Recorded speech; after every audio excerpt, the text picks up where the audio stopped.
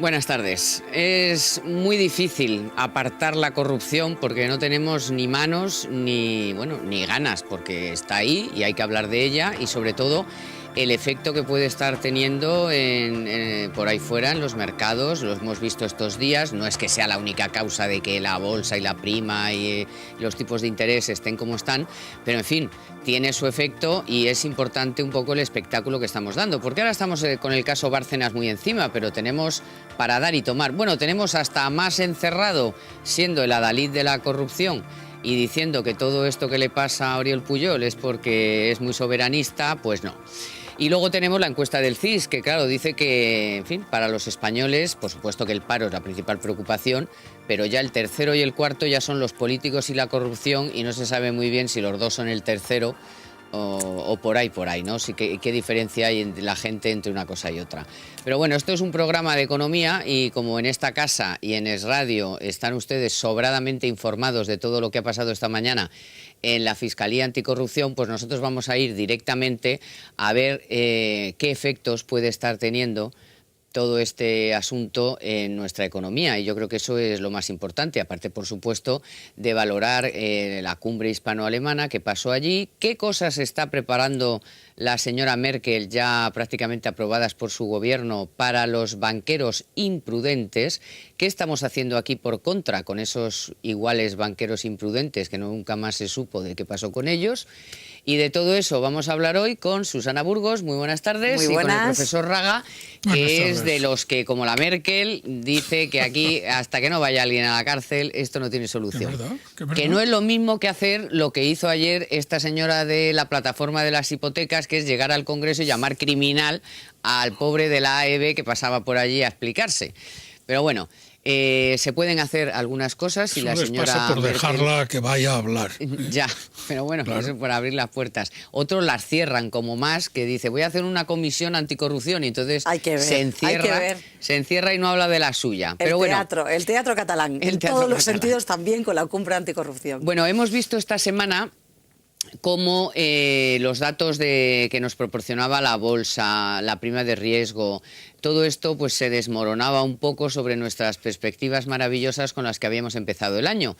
Y obviamente pues todos estos casos de corrupción pues tienen su efecto, lógicamente. ¿O veis que hay algún tipo de salvamento de lo que es la economía española y la imagen de España sobre lo que está pasando y lo que tenemos encima de la mesa? Yo creo que lo hemos dicho muchas veces y no puede ser más cierto. La economía no funciona sin orden jurídico.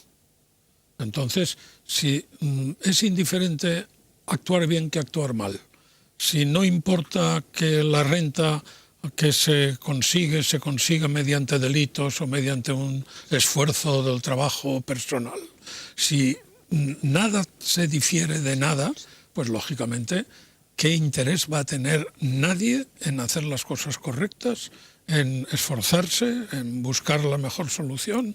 Si de todas formas va a ser tratado igual que los que no hacen eso.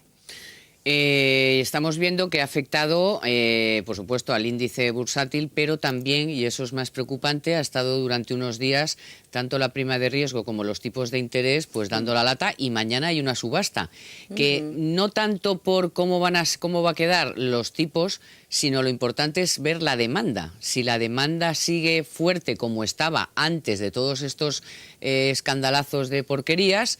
Y va a ser un test importante mañana, ¿eh? Sí, sobre todo porque el año ha arrancado maravillosamente bien y el director general del Tesoro no tiene más que motivos para estar satisfecho. Mañana efectivamente es una prueba de fuego y veremos si sigue la demanda tan fuerte, no tanto como en la última subasta, que fue esta sindicada, que era una subasta muy especial, sino como la primera de 2013.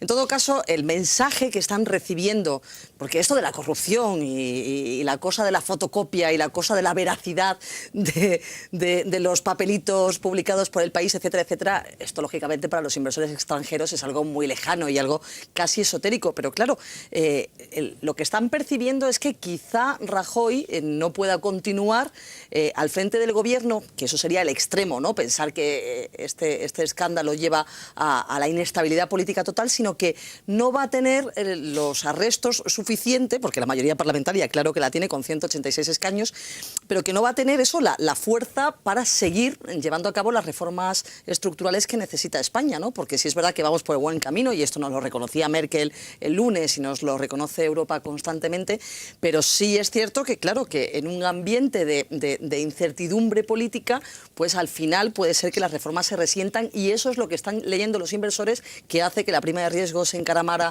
hasta casi los 400 y que la bolsa, pero bueno, esperemos que no pase a mayores la cosa. Yo no quiero llevarte la contraria porque no soy quien, pero sí te voy a poner que en esta última cumbre hispano-alemana Rajoy decía muy al contrario que él iba a seguir R que R con nuevas medidas, las que necesita la economía española. Lo decía al lado de la señora Merkel, tampoco creo que tuviera mucha oportunidad de decir algo distinto, pero yo quiero que lo escuchen para que ahora podamos valorar si efectivamente Rajoy, con la que tiene encima, está en condiciones de abordar nuevos asuntos con cómo está el personal de enfadado, por decirlo suavemente. Escuchen. Vamos a seguir reduciendo el déficit público, vamos a seguir haciendo reformas estructurales. Es nuestra intención presentar en este mes de febrero un amplio paquete de medidas para estimular el crecimiento, sobre todo con el objetivo básico y capital de conseguir crédito para las pequeñas y medianas empresas en nuestro país, y después, pues lógicamente, el gran objetivo nacional, que tiene que ser luchar contra el desempleo juvenil, que fue uno de los temas que más nos han ocupado en la reunión del día de hoy. Bueno, pues Raga, ¿tú le ves con ánimo o tampoco le queda otra? Yo creo que no puede decir otra cosa. O me voy o tiene que decir eso.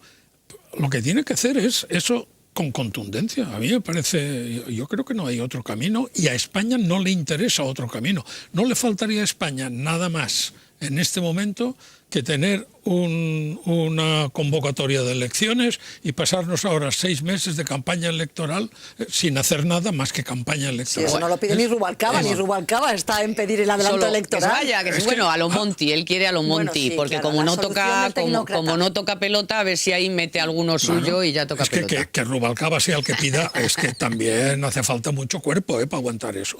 No, a mí esto me parece espléndido, y lo único que un español de a pie como yo le pido es adelante, adelante. La forma de asegurar esas decisiones es simplemente una: que no se le rompa el partido. Porque es lo único que podría dar al traste, que cuando llegue el momento de presentar una medida en el Parlamento, en las Cortes, su propio partido, una facción, no le apoye. Eso es un riesgo muy importante, pero luego está la calle. Yo a lo que me refería antes, porque una cosa es lo que Rajoy quiere hacer, que es mantenerse por la senda que le va bien y que va a permitir reducir el déficit público, y otra cosa es que le dejen los ciudadanos. Pero Susana, pero depende de las medidas que vaya a tomar. Susana, por ejemplo, si fuera que ahora nos cuenta que con la reforma que ha entrado en vigor en enero del sistema de pensiones no es suficiente, que ahora hay que jubilarse antes, nada de en el 2020 y no sé cuántos, que a lo mejor hay que ir a toda la vida laboral, que es verdad que en positivo a lo mejor lo de los emprendedores, y hombre, pero lo que tendría a lo mejor que hacer es abordar de lleno algo que los ciudadanos le compensen de todo esto, es decir, algo que tenga que ver con los políticos. Que se lleva retrasando demasiado. Pero muy directamente con los políticos, porque si no, ¿cómo le va a vender a una calle ya harta el que hay que hacer otros más esfuerzos? Yo ahí estoy de acuerdo, porque las medidas llegan demasiado lentas, se están produciendo con demasiada lentitud. Lo que ha dicho, que la financiación llega a las pequeñas y medianas empresas, eso se llama estabilidad presupuestaria. Si no hay estabilidad presupuestaria, estabais diciendo a ver qué pasa con la deuda, con la colocación mañana, y yo me vería muy sorprendido que no hubiera una demanda también elevada, porque en momentos de incertidumbre, a donde menos va el dinero es al riesgo. Por lo tanto, ¿a dónde está más seguro? A la compra de deuda pública.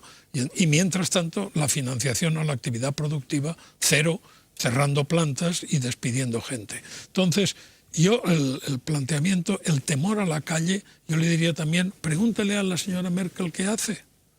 Porque la señora Merkel también tiene calle, ojo. Hay unas elecciones a la vuelta de la esquina, que el otoño llega... Y tiene calle, pero hay unos coches que ponen Polizei. Y cuando hay calle, hay Polizei. Y hay cosas de las que ya no se pueden pasar el Estado debe de garantizar el orden público.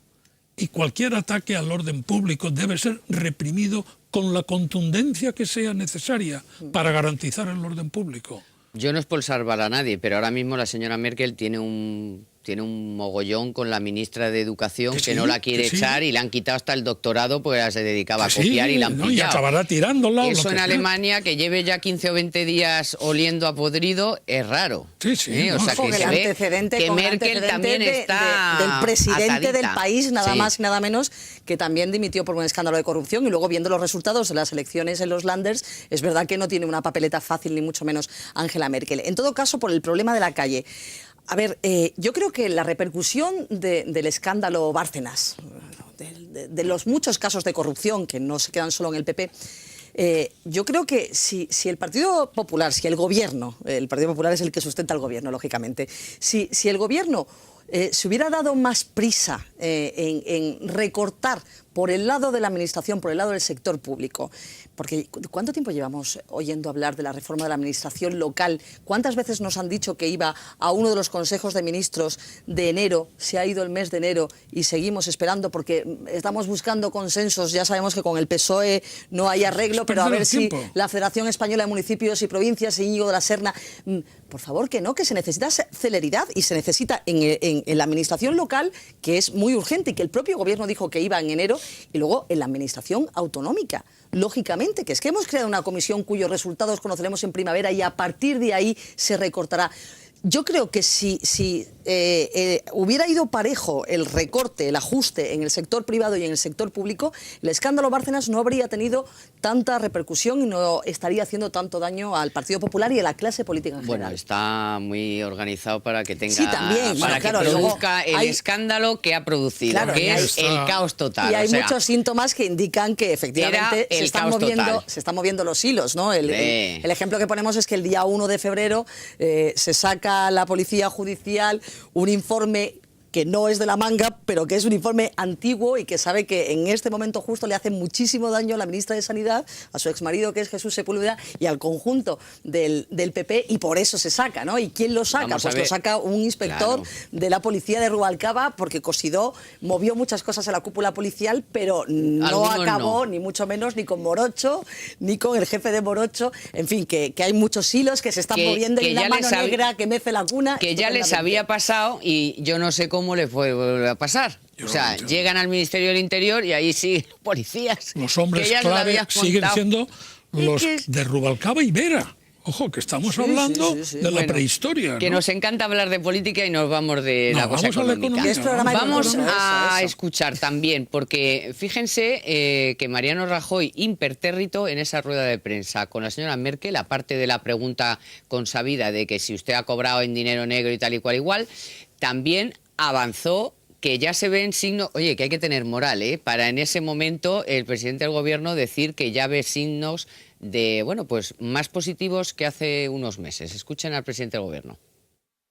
La reducción del déficit es una buena noticia, la balanza por cuenta corriente es otra buena noticia, es decir, tenemos un saldo positivo, una balanza comercial positiva con la zona euro y tenemos los mejores datos en el sector exterior desde hace 30 años, eso sin duda alguna es muy reconfortante. Hay inversores extranjeros que están actuando como tales en España, sobre todo en el sector del automóvil hemos recibido muy buenas noticias en las últimas fechas y luego pues también quisiera señalar que también en los últimos tiempos pues muchísimos inversores extranjeros vuelven a confiar en los bonos y en la deuda pública española. Hombre, eso son todos datos ciertos. Es verdad. Esos son todos datos ciertos. Lo que ocurre es que, claro, todavía no se ha trasladado a la economía real y, claro, ¿qué pasa? Pues que dice la gente dice, pues eso, que está con el paro hasta arriba, que no puede pagar la hipoteca, en fin, todo lo que ya sabemos de todos los problemas que hay, los despidos que se avanzan, las huelgas ya de Iberia y de otros sectores y del mogollón que hay en el país, que hay un mogollón que, claro, es imposible que llegue. Esos datos son imposibles que llegue, pero esos datos están ahí. ¿Y sí, cuándo piensa el profesor Raga que eso se puede trasladar? No, yo he dicho, yo es que necesito que el sector público no necesite dinero. Esta es la diferencia. Es decir, mientras haya un bono que le pague al demandante del título, le pague un 6,5%, un 7% en un bono a 10 años, no hay inversión en la economía real que le vaya a dar eso, con lo cual olvidémonos porque ese inversor extranjero comprará el bono donde juega a mínimo riesgo y en cambio tiene un tipo de rendimiento muy alto. Entonces, lo primero que hay que hacer lo primero que hay que esperar es no necesitar más dinero que aquel que se obtiene del sistema tributario. Es decir, equilibrio presupuestario se llama eso. Y en ese momento sí que los flujos financieros tendrán que buscar dónde consiguen los buenos rendimientos, que será en la economía real. Pero mientras la absorción de los recursos financieros sea de la economía pública por parte de los títulos de renta fija, pues la economía privada no tiene solución. Sí, profesor Raga, pero eso muy largo me lo fiáis. No, sí, yo creo que en el corto plazo se debería hacer algo para que empiece a fluir el crédito, porque es verdad que los ciudadanos ven cómo llegan las distintas fases de la ayuda a la banca por parte de Europa, sin embargo nosotros seguimos igual y cuando vas a pedir el crédito al banco, el banco no te lo da. Claro. Entonces yo creo que el equilibrio equilibrio presupuestario, sí es verdad que las comunidades autónomas... Pero la pregunta, Susana, es ¿qué está haciendo el banco con el dinero? ¿Comprando títulos de la deuda? Pues entonces estamos limpios. Y con eso devolviendo al Banco Central Europeo, con lo cual aquí no se queda nada. Por eso el memorándum de entendimiento, cuando se firmó el rescate bancario, debería haber incluido una cláusula que obligara a los bancos a dar dinero a particulares y empresas. Sí, con muchas garantías, de acuerdo, con todas las garantías del mundo. Pero es que si no, no salimos. Bueno, en esa petición del profesor Raga, por lo menos ya vamos sabiendo que alguna comunidad autónoma dice que cumple con ese 1,5 que se le había impuesto para el año 2012. Está Castilla-La Mancha, está también Madrid. Vamos a hablar después de un consejito de la Caixa y también de una mini pausa de publicidad, así que no se me vayan. Primero, porque les voy a contar que esta semana la Caixa nos propone recuperar, fíjense qué importante, el control de nuestras finanzas. Se trata del nuevo y exclusivo servicio Mis Finanzas de línea abierta. ¿Y qué es? Pues es un servicio con el que puedes controlar tus ingresos y gastos, establecer presupuestos y comparar tu presupuesto con la realidad. Aprovecha las ventajas que te ofrece el presupuesto automático. De esta manera podrás establecer un presupuesto de forma sencilla y compararlo con tus gastos e ingresos reales pues mucho más fácilmente. Además puedes disfrutar también de Mis Finanzas en el móvil. Podrás controlar tus ingresos y gastos desde el móvil. Ya sabes que para más información puedes acudir a cualquier oficina de la Caixa o consultar su página web www.lacaixa.es.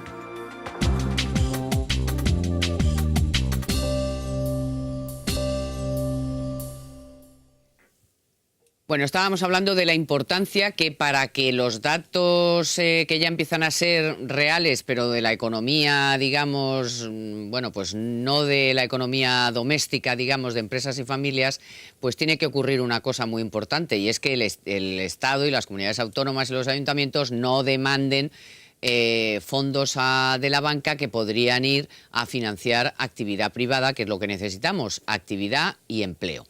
Bueno, ustedes saben que el ministro de Hacienda le había puesto unos límites de déficit a las comunidades autónomas para el año pasado. No sabemos todavía la realidad de esas cuentas, por lo menos hasta parece ser finales de febrero. Pero sí, alguna comunidad autónoma ya ha adelantado que ha cumplido. Por ejemplo, lo hizo la Comunidad de Madrid la semana pasada y lo ha hecho esta semana la Comunidad de Castilla-La Mancha. La señora Cospedal ha anunciado que su comunidad autónoma ha cumplido con el objetivo de déficit, es decir, el 1,5% de su Producto Interior Bruto. Les tengo que recordar que venían de un caos del 7%. Y, bueno, hay quien ha rebuscado en estadísticas, dice que no ha encontrado ningún país en el mundo que haya hecho un esfuerzo semejante de consolidación fiscal en un año solo. De esto el profesor Raga sabe mucho, mira mucho las estadísticas y confirma que es así. Es así, sin ninguna duda. Eso es haber tomado las cosas en serio. Y no se ha producido por un incremento masivo de los impuestos, sino por una contracción del gasto, que es lo que hay que hacer. Incluso le quitó el sueldo a los diputados del Parlamento de Castilla-La Mancha. Le dijo, oye, si vienes cobras y si no tienes que venir, pues no vengas, pero no cobras. ¿Por qué no se aplica eso en el Parlamento Nacional, por ejemplo? Y en todos los autonómicos. Y en todos los autonómicos. Es decir, la contracción del gasto, decimos muchas veces, y la calle. cuando la contracción del gasto la hizo nuestro amigo don José Barea, el profesor Barea, no le importó lo que decía la calle. No. Entró a saco y diciendo lo que no merece la pena es que siga existiendo, por lo tanto, eso, asignación cero, y lo que sí que debe seguir existiendo, que tiene que seguir existiendo con un 10% menos de presupuesto, porque está demostrado que siempre se puede recortar de muchos sitios. Eso en la economía familiar lo sabemos de sobra. Lo que pasa es que el que no gasta de su dinero prefiere olvidarse, pero esta es una realidad. Y olvidémonos de la calle, si la calle es la primera beneficiada. Hay algún malidicente, siempre tiene que haber, que lo tendrá que demostrar, que asegura el PSOE de Castilla-La Mancha, después de la que han dejado, cualquiera se cree, que han dejado alguna factura sin pagar y tal. Yo tengo que decirles que eso es prácticamente imposible, porque cualquiera que tenga desde hace ya tiempo una factura que no le paga a la comunidad autónoma, no es que vaya a la comunidad autónoma, es que directamente el Ministerio de Hacienda le abona la factura. Con cargo a la comunidad. Y después se la descuenta a la comunidad autónoma. O sea que es falso y es una chorrada, porque sabiendo que te la va a pagar el Ministerio de Hacienda, pues no vas a pasarle la factura a uno que no te va a pagar, ¿no? Es que si nos ponemos a hacer especulaciones y a decir que es que las estadísticas se maquillan y tal, yo creo que nos convertimos en un país muy poco serio. Aquí no hay maquillaje estadístico que valga, aquí hay un esfuerzo absolutamente increíble para recortar el gasto en más de 8.000 millones. Es que es una auténtica barbaridad, del 7,7% al 1,48%. Yo dije en este programa, Carmen Tomás, en Navidad, que mucho me temía que al ritmo que iban las comunidades autónomas más díscolas, pues que era muy complicado que el déficit público al cierre de 2012 bajara del 7,5%. Hace unos días Funcas, la Fundación de Cajas, decía que iba a ser el 7,3% en lugar del 6,3%. Yo creo que efectivamente exagera Funcas, porque viendo la evolución de los números de algunas comunidades autónomas, y desde luego el caso de Castilla-La Mancha es paradigmático, yo creo que el dato de déficit va a salir muchísimo mejor de lo que esperábamos todos, ¿no? Y de lo que esperaba el propio gobierno. Si no fuera por Cataluña, que es quien va a dar la nota. Porque no le da Madrid. Porque no le da dinero. Porque no le da Madrid, porque mira a lo que se dedica. Es que lo que tendría que hacer Madrid es no darle dinero. Efectivamente. Eso es como cuando hablamos tú y yo en otros sitios de prisión. Pues aquí lo mismo. No hay dinero. Es que no puedo pagar a los maestros. Claro, no, a los maestros no. Es que tiene que hacer frente a unos vencimientos de deuda de 4.000 y pico millones, vamos, ya. ¿Pero esto es todavía de los patrióticos? Pues a ver, claro. Pero los patrióticos uno los entrega de su sangre a la patria. Es que el último rescate con cargo pero al la FLA, patria de algunos de los de allí está en otras patrias. Pues paraísos fiscales. Islas Vírgenes y cosas así. Allá ellos. Sí, ya ellos no, allá nosotros que lo estamos poniendo. De todas formas, en Cataluña hay que ver la vergüenza de jugar con el dato de déficit para chantajear o para intentar chantajear al gobierno, porque acordaos que Mas hablaba de un 2,3% de déficit para asustar a Mariano Rajoy, ¿no? Y al final el día antes del debate de soberanía. Eso es, y al final parece que la cosa se va a quedar en el 1,8% según los últimos datos, o sea que también están jugando con la cifra y a lo mejor nos dan una sorpresa grata y todo, ¿eh? A lo mejor. Vamos a verlo. Hombre, si le dan los 9.000 millones y con eso han ido pagando ya, además hemos ido pagando otras facturas, que espero que no sean la de la embajada del Rockefeller Center, que esa, si yo fuera Montoro, pues la devolvería, claro, no la pagaría, ni aunque fuera moroso. Naturalmente. Ni aunque tuviera que meterla en el cajón como moroso, pero hay cosas que no se deben pagar. Es curioso que personajes que han tenido cajas y cajas de facturas sin pagar almacenadas digan que si a lo mejor en Castilla-La Mancha hay alguna factura sin pagar. Es que esto hace falta tener mucho estómago para leer eso o para escuchar eso y quedarte tranquilo en casa, ¿no? Que las han tenido hasta en pesetas, aparecieron sin pagar. Se aparecieron, eso es, eran añejas. Pues, o sea, que imagínate. Eran añejas. Bueno, pues señor Montoro no nos abandona, porque si no es por el FLA, es por el déficit, y no es por el déficit, es por la amnistía. Ahora le tienen en el punto de mira con el asunto de la amnistía fiscal. Pues, ¿por qué? Pues sobre todo porque que si Bárcenas se ha acogido y no debería, que si los de la Gürtel, que si para arriba, que si para abajo. Ha ido ya varias veces al Congreso, ayer le tocó ir al Senado y fíjense la que tuvo que lidiar. ¿Tiene usted intención de dimitir una vez acreditado que don Luis Bárcenas se ha acogido a la regularización de activos ocultos más conocido por Amnistía Fiscal? No está acreditado que el señor Bárcenas pueda beneficiarse de la regularización fiscal. Lo dice la Agencia Tributaria en su remisión a la Audiencia Nacional. Usted, durante mucho tiempo, señor ministro, se ha dedicado a negar que el señor Luis Bárcenas había solicitado acogerse a la amnistía fiscal. Y usted lo ha negado. Y usted ha mentido, señor ministro, a los ciudadanos de este país. Ha mentido, señor ministro. El señor Bárcenas no se ha acogido como persona física a la regularización fiscal. En segundo lugar, el señor Bárcenas no aparece como miembro, como propietario de ninguna sociedad. De la que aparece ahí, Tesedul es el nombre de esa sociedad, no es el socio. Entonces, el señor Bárcenas, a continuación, dice, sí he presentado a través de alguien interpuesto. Y lo que le está contestando la agencia tributaria a la audiencia es exactamente lo que he dicho a la sociedad desde el primer momento, que no está y que no es posible regularizar así. ¿Tan difícil es entender esto? ¿Tan difícil? ¿Tan difícil?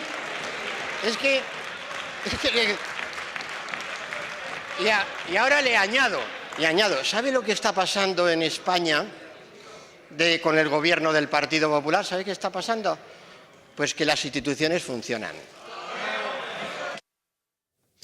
Bueno, está indignado. Claro, porque es que cada vez que pone un pie en sede parlamentaria le piden la dimisión. Y luego lo explica, él intenta explicarlo y es que, claro, no, da igual. O sea, esto es, lo digas 80 veces o 400, da igual. O sea, usted ha mentido, Bárcenas se ha cogido. Oiga, pero si hay un informe de la abogacía, no, pero que de la Abogacía General del Estado, con los datos de la Agencia Tributaria, a la Audiencia Nacional. Bueno, pues ya es que no sé cómo quieren más que lo explique el pobre hombre, ¿no? No, pero si es que el problema de las interpelaciones parlamentarias en España no pretenden enterarse de nada. Pretenden el linchamiento del sujeto que aparece a dar explicaciones. Entonces, lo que estaba diciendo el indocumentado que le hablaba, porque no distingue claramente... Diputado Camacho. Sí, yo prefería no saber el nombre. Ahora ya me acordaré del siempre, ¿no? Pero bueno, quiero decir, a él le importaba muy poco. Seguramente no se estaba enterando de lo que le decía Montoro. Basta con leerse la ley para saber qué condicionantes tiene que reunir la posibilidad de una amnistía. La amnistía no se solicita, la amnistía se hace. La amnistía se obtiene si actúas según lo que dice la ley. Porque no te pueden, efectivamente, no puedes ir a la amnistía si estás procesado ya por un delito de carácter tributario, evidentemente. Pero si no se ha iniciado ningún procedimiento y tú estás dispuesto a desprotegerte de tus vestimentas que no te corresponden y desvelas las empresas que tienes interpuestas, aquello que está a nombre de una empresa que tú controlas, te lo atribuyes a ti mismo y lo declaras, eso que es lo que requiere la amnistía fiscal, dicho eso, la amnistía no se le puede negar a nadie. Siempre que se haga todo eso.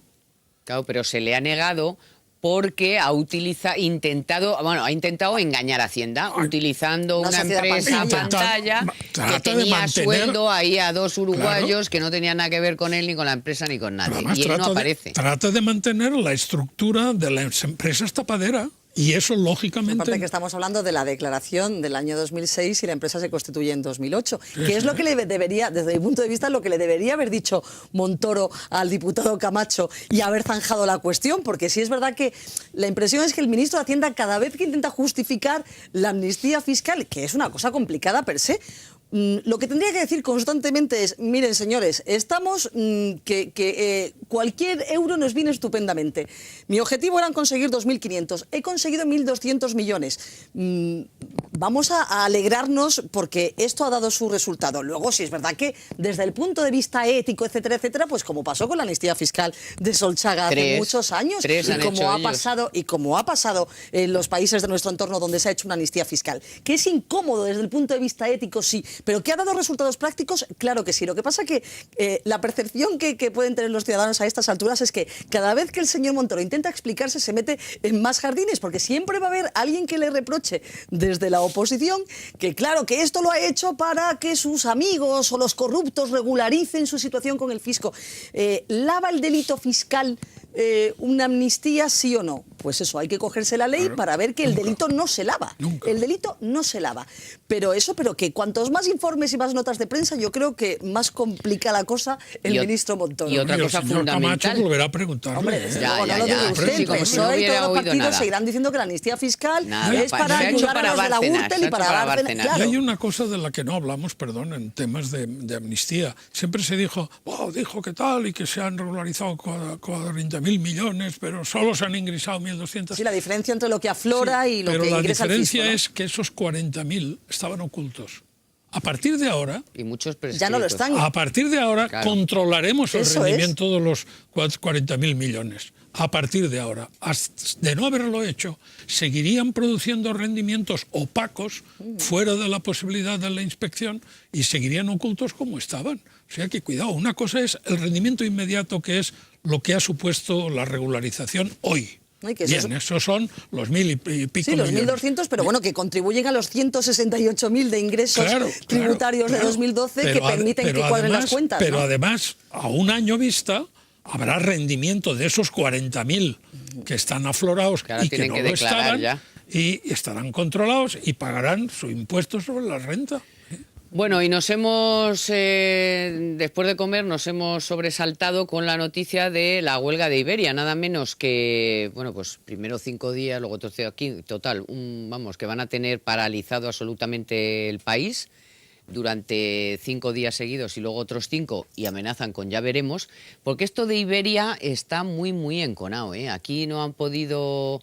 ni los ministros del ramo, que son un par de ellos por lo menos los afectados, aquí no hay quien se aclare con la operación IAG, por qué Iberia ha salido tan perjudicada, quién ha tenido la culpa, qué pasa con esto, ¿no? La compañía de bandera española está de esta forma, o sea, España ahora mismo, tener la entrada por la T4 paralizada 5 días, esto es un desastre absoluto. Pues esa es la explicación de Iberia.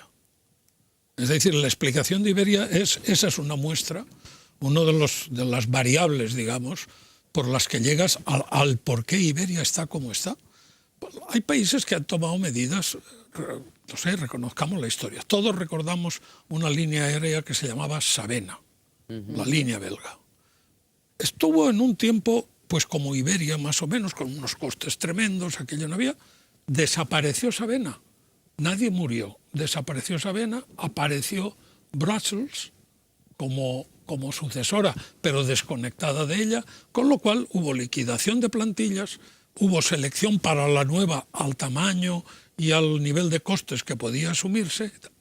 Swissair era una empresa de fama mundial. Desapareció Swissair por causas semejantes, porque el tiempo en esto es un mal consejero, porque va enconando las heridas. Y la herida de la ineficiencia se trata de resolver metiendo más gente, con lo cual se es más ineficiente todavía. Con lo cual Swissair desapareció y apareció una en su sustitución que se llama Swiss, a secas, que no tiene nada que ver con la antigua Swissair. Entonces, ¿por qué no desaparece Iberia y aparece Eria, por ejemplo? Con nuevos planteamientos, con nuevas plantillas, con nuevas...